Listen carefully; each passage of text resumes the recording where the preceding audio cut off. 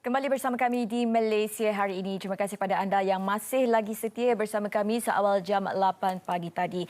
Baik, seperti yang diwawarkan oleh Sofia sebentar tadi, katanya ada perkongsian menarik mengenai serangan jantung di usia muda kerana kita tahu bahawa serangan jantung ini merupakan silent killer ataupun pembunuh secara senyap yang mampu datang secara tiba-tiba. Dan untuk pengisiannya, kita nak bersama dengan tetamu kita jumpa hari ini, Profesor Dr. Sazli Kasim, pengarah Hospital Universiti Teknologi Mara. Selamat pagi. Terima kasih bersama kami. Masih muda, sesuailah dengan kita punya topiknya, serangan jantung di usia muda. Sebelum ni kita tahu, sudah maklum bahawa penyakit jantung ni kan, kalau warga emas dia kebanyakan daripada mereka memang sakit jantung, usia dah meningkat usia kan. Tapi mungkin perubahan tahun demi tahun tu, Prof mungkin boleh kongsikan dengan kami. Bila serangan jantung membabitkan usia muda ni, apa yang menyebabkan kebanyakan daripada mereka ni mengalami penyakit jantung? Okey, jadi Fariha, kalau diikutkan soalan tu, memang masa dulu, katalah 20 tahun dah yang lepas, serangan sakit jantung banyak menyerang pada orang-orang yang lebih tua.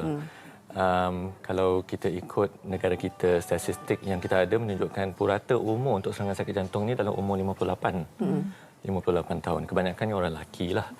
Tapi sejak dua menjak ni maksudnya berakad jugalah dalam 10-20 tahun kebelakangan ini, ekonomi kita berubah, negara kita berubah, maka demografik dan rakyat kita juga berubah. Jadi kita sudah mula mengumpul faktor-faktor risiko yang selama ni dialami oleh negara-negara yang maju. Sedentary lifestyle, kehidupan yang tidak aktif, cara pemakanan yang ringkas, dan tabiat merokok, ada antara risk factor yang kita selalu wawarkanlah yang menyebabkan penyakit jantung ni. Tapi malangnya yang menyedihkan adalah apabila serangan penyakit jantung ni atau serangan sakit jantung yang mati muda ni menyerang pada mereka yang umur 20 tahun, 30 tahun, 40 tahun. Yang tu amat mengecewakanlah. Jadi ramai yang rasa takut dan sentiasa bertanya kenapa, mengapa, apa yang dia boleh buat untuk mengelakkan daripada mati muda. Yang tu yang soalan yang susah nak dijawab tu, tapi boleh kita kongsikan sedikitlah pada pagi ni. Okey, baik. Kadang-kadang kita terfikir, adakah aktiviti sukan yang ekstrim ataupun sukan tanpa had? Contohnya sekarang ni ramai orang kerap ke gimnasium untuk bersenam dan sebagainya. Adakah aktiviti itu boleh menjadi penyumbang kepada serangan jantung pada usia muda ni? Okey. Jadi kalau nak kita lihat balik pada nombor-nombor statistik ya. So kalau purata umur serangan sakit jantung adalah 58 ni Malaysia. 25% daripada serangan sakit jantung tu berlaku pada mereka berusia di bawah 50 tahun. Dalam 16% kepada mereka berusia di bawah 45 tahun. Di bawah usia 35 tahun antara 5 ke 6%. Sebenarnya persentage tak banyak. Tapi apabila melibatkan golongan muda, ini satu yang menakutkan. Itu satu. Nombor dua, ada dua ekstrim orang yang kena sakit jantung atau mati di usia muda ni. Satu, orang yang macam cakap tadi, yang sihat, yang pergi ke gym, yang buat extreme sports. Itu pun ada golongan dia juga. Dan ada lagi satu, yang mereka yang tidak buat apa-apa aktiviti. Sebenarnya ada tiga golongan. Golongan yang tiga ni adalah macam weekend warrior. Weekend warrior? Weekend warrior. Hari Isnin, Selasa, Rabu, Khamis, Jumaat ada duduk rumah. Hari Sabtu, Ahad, extreme sports. Yang tu pun bahaya juga. Sebab badan dia boleh jadi, orang kata, terkejut. Tak seimbang. Baik. Pada masa sama mungkin kalian juga sekiranya ada sebarang persoalan boleh hubungi kami di studio 0377261603. Mungkin nanti Prof boleh juga menjawab sekiranya persoalan-persoalan itu membabitkan serangan jantung di usia muda. Baik, tadi Prof kata ada 3 kategori kan? Dan Prof kata perlunya ada amalan hidup sihat. Kadang-kadang amalan hidup sihat dibuat juga Prof. Kan? Cumanya biasa kita dengar membabitkan figura terkenal, atlet-atlet yang kadang-kadang tengah-tengah bersukan tu kena. Apa yang menyebabkan tu? Sebab sekarang ni pula trend sekarang bersukan waktu malam, benda-benda macam tu. Apa yang boleh menyumbang kepada penyakit itu? Jadi risiko mati mengejut. Kenapa orang tiba-tiba mati mengejut? Kita kena fahami daripada segi jantung ada 3 mekanisme. Satu, apabila salur darah ni macam model kat depan kita ni, salur darah ni warna merah ni, dia bagaikan longkang dan tiba-tiba salur darah tu tertutup, tersumbat, menyebabkan bekalan darah tidak sampai ke otot-otot jantung. Itu mekanisme nombor satu lah, yang paling common orang kata. Mekanisme nombor dua, apabila jantung tu berdegup terlalu laju atau tiba-tiba terlalu perlahan, berlakunya short circuit di otot jantung tu sendiri. Dan tiba-tiba apabila berlaku keadaan macam ni, dia boleh pingsan. Biasanya seorang tu mungkin dilahirkan dengan anomali di dalam jantungnya, menyebabkan dia senang pingsan disebabkan jantung terlalu laju. Dan mekanisme nombor tiga yang biasa adalah apabila jantung tu bengkak disebabkan darah tinggi yang tak dikesan, atau jantung itu sebenarnya menebal disebabkan oleh tekanan darah tinggi, pun boleh menyebabkan serangan sakit jantung dan menyebabkan seseorang tu mati secara tiba-tiba. Itu daripada punca jantung. Ada juga serangan yang menyebabkan mati muda disebabkan oleh pembuluh darah di otak atau di dalam mana-mana bahagian badan pecah dan bocor.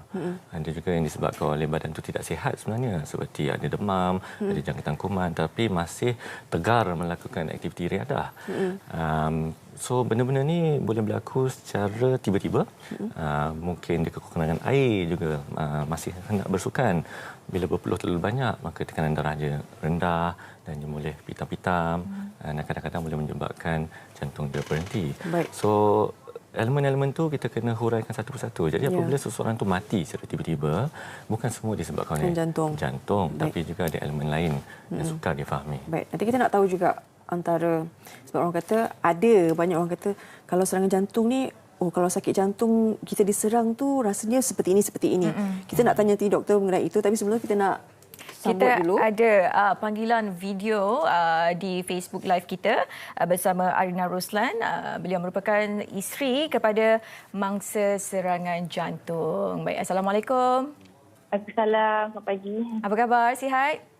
Sihat, Alhamdulillah. Okey, baik Puan.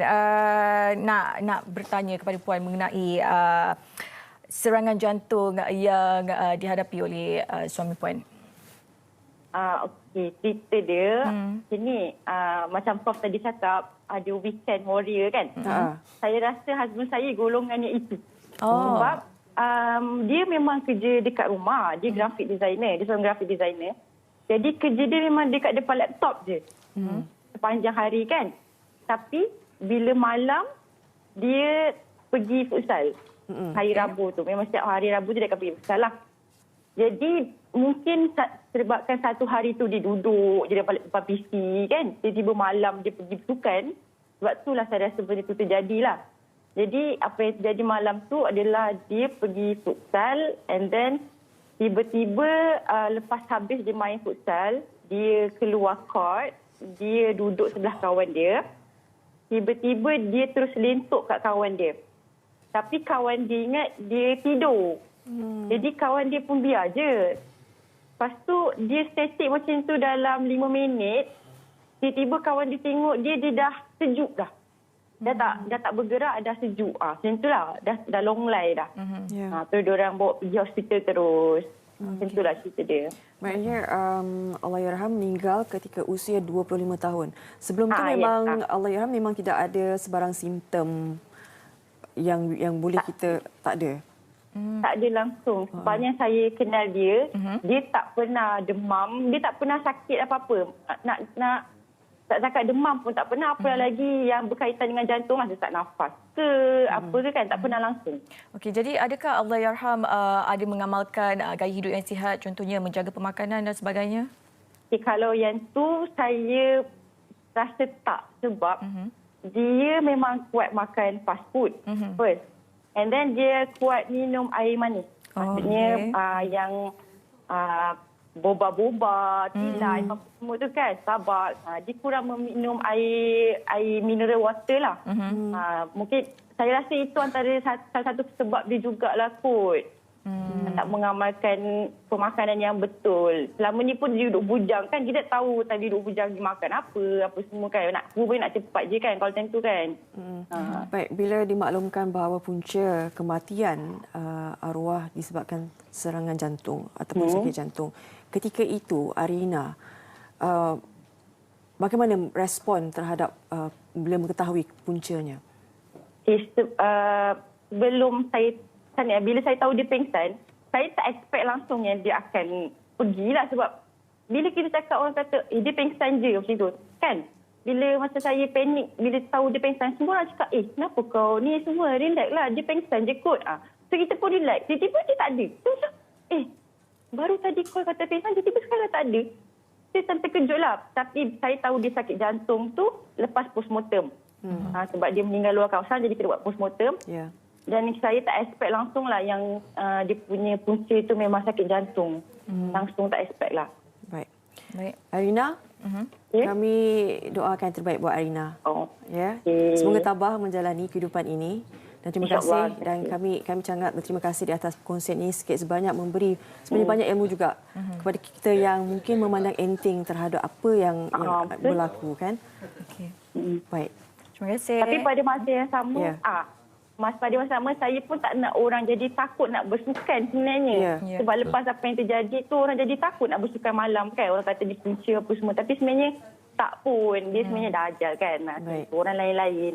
Betul. Baik. Itu nama siapa? Itu anaknya. Amirul Ali. Amirul Ali. Baik. Semoga Amirul nanti jaga ibu ya. Nanti dah besar insya-Allah. Okey, jaga diri. Terima kasih Irina. Waalaikumsalam. Irina Roslan. Boleh dikongsikan sedikitlah. Maknanya 2 hari selepas kematian suaminya, baru Irina tahu bahawa dia mengandung. Betul. Ya. Agak sedih tapi itulah yang perlu dihadapi. Baik, Prof nak tanya mengenai tadi Puan Arina ada mengatakan bahawa arwah suaminya gemarkan makanan-makanan fast food, minum manis dan sebagainya. Adakah pola pemakanan yang sebegitu boleh menjadi kepada faktor utama? Kes-kes begini memang terkilan ya apabila kita dengarkan.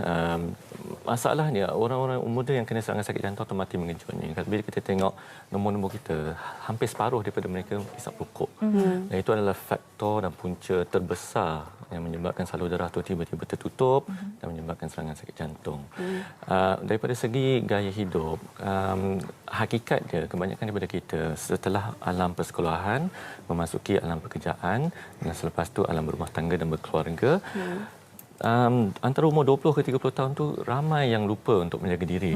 Di masa sekolah dulu kita ada physical education, PE, PJ dan sebagainya. Tiap-tiap minggu kita bersukan dan kita sangat aktif. Tapi apabila kita sudah berusia 20 ke 30 tahun, kita lupa dan apa sebab kesibukan kehidupan harian lah. Jadi apabila berlaku seperti ini, kita cuba curi masa untuk bersenam. Dan apabila kita curi masa untuk bersenam, kita akan lakukan yang terbaik, make use of the time. Dan mungkin terlebih exertion, terlebih tekanan dia dan menyebabkan badan tu tidak dapat mengambil lah tekanan-tekanan begitu.